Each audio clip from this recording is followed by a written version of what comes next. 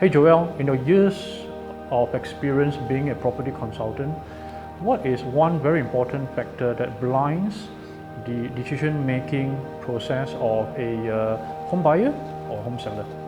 Well, Colin, to be very honest, I think the top of the list will always be emotions.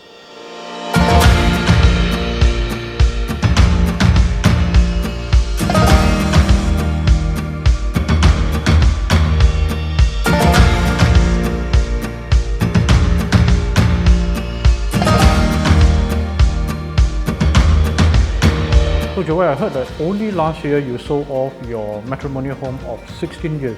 Oh yes. What's your story? Well, it was a painful decision, obviously, but after a thorough discussion with my wife, we felt that the depreciation was setting too fast already, so we have to cut losses.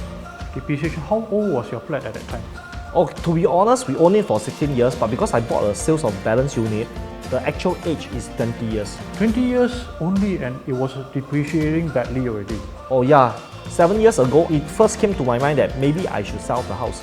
At that point of time, the valuation of the property was around 500,000. Recently, I only sold it for 440. Market dropped by almost 60,000. That is more than 10% already. Well, Joel, I mean, it's been 16 years and it's your matrimonial home. Don't you feel like it's a waste? Well, Colin, to be very, very honest, it's our first matrimonial home. It holds a lot of memories and it was fully paid.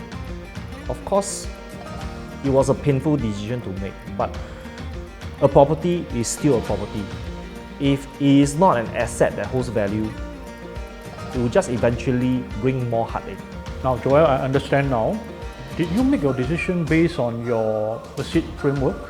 To be very honest, Colin, it has in fact strengthened my belief in escapability of the ACE prudency test. Why? If I did not make that painful decision to exit from the house that time, could you imagine my neighbors now are selling at a much lower price? How much lower?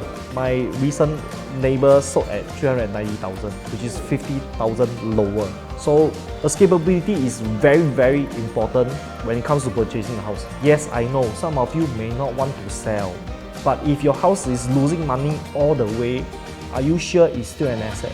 Ultimately, we cannot bank on our emotion when it comes to handling our assets. So Joel, if you have one advice to give to owners of older properties, especially those with 30 years, maybe even coming to 40 years old, what would it be?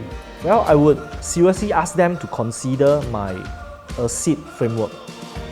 Because if the current property cannot even survive my ACE prudency test, well, maybe it's time for them to make a decision before it is too late. It's been great talking to you, Joel. Now, if someone wants to know more about your ACCEDE framework, how can they get in touch with you? Well, Colin, it's actually very simple.